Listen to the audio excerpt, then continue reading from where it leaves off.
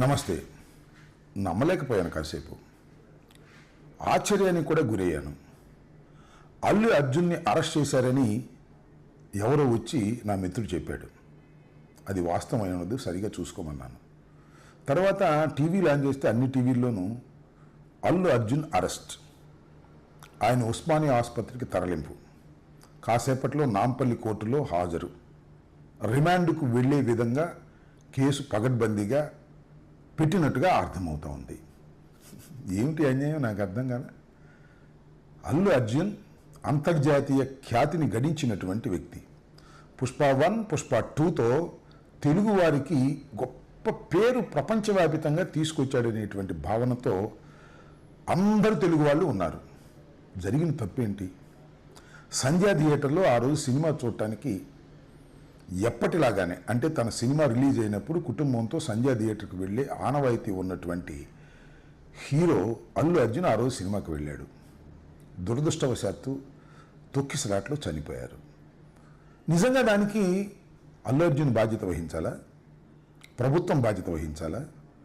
Security కల్పించలేనందుకు ఎవరు బాధ్యత వహించాలి? ఇది ఒక కీలకమైన ప్రశ్న. ఒకసారి వెనక్కి వెళదాం. ఇలాంటి సంఘటనలు ఎన్ని జరిగాయి రాష్ట్రంలో?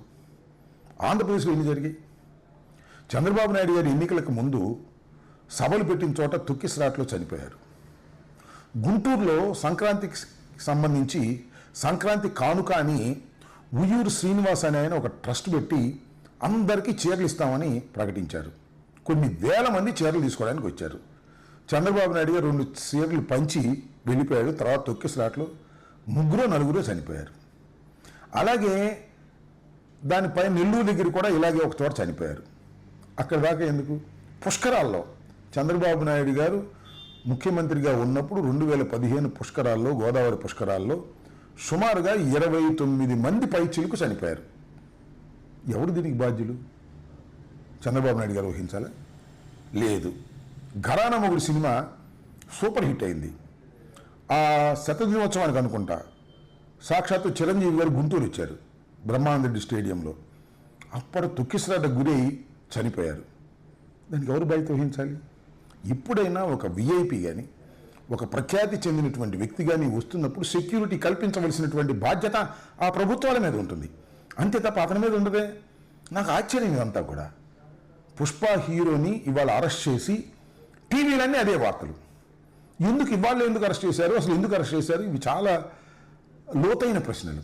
ఎందుకంటే ఇవాళ రైతులకు సంబంధించినటువంటి ఉద్యమాన్ని మొత్తం టోటల్గా మా అన్ని జిల్లాల్లోనూ, ఆంధ్రప్రదేశ్లో ఉన్న జిల్లాల్లోనూ అన్నిటి చోట ఉద్యమాలు జరుగుతూ ఉంటే దాన్ని డైవర్ట్ చేయడం కోసం చంద్రబాబు నాయుడు గారు చెప్తే ఆ ప్రభుత్వం అరెస్ట్ చేసిందా అనేటువంటి ఒక ఆలోచన ఉంది పొలిటికల్గా. రెండవది ఏంటంటే, పుష్ప సినిమా ఇంత పెద్దగా హిట్ అయిన తర్వాత అల్లు అర్జున్ని ఏదో ఒక విధంగా భయపెట్టాలని రాజకీయ కుట్ర చేసి వీళ్ళు అరెస్ట్ చేశారా? ఇవన్నీ చాలా చిత్రమైనటువంటి అంశాలుగా కనిపిస్తున్నాయి. అల్లు అర్జున్ సినిమా అద్భుతమైన విజయాన్ని సాధించిన తరువాత ఆయన్ని తెలంగాణ ప్రభుత్వం ఇష్యూస్ని డైవర్ట్ చేయడం కోసం, ఆయన మీద కక్ష తీర్చుకోవడం కోసం ఒక కుట్రపూరితంగా వ్యవహరిస్తుంది అనేది నాకున్నటువంటి అవగాహన మేరకు చెబుతున్నా. ఇది దుర్మార్గం అని కూడా ఈ సందర్భంగా నేను చెప్పదలుచుకున్నా. ఇలాంటి దుర్మార్గాలకు ప్రభుత్వం ఒడిగడితే ప్రజాస్వామ్యం బతకదు, గుర్తుపెట్టుకోమని మనవి చేస్తున్నా.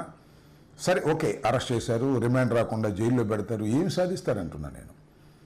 అల్లు అర్జున్ మీద మీకు అంత కోపం, అంత కక్ష ఉండవలసిన అవసరం లేదు. ఏ ప్రభుత్వానికైనా చట్ట ప్రకారం చేయాల్సింది చేయండి.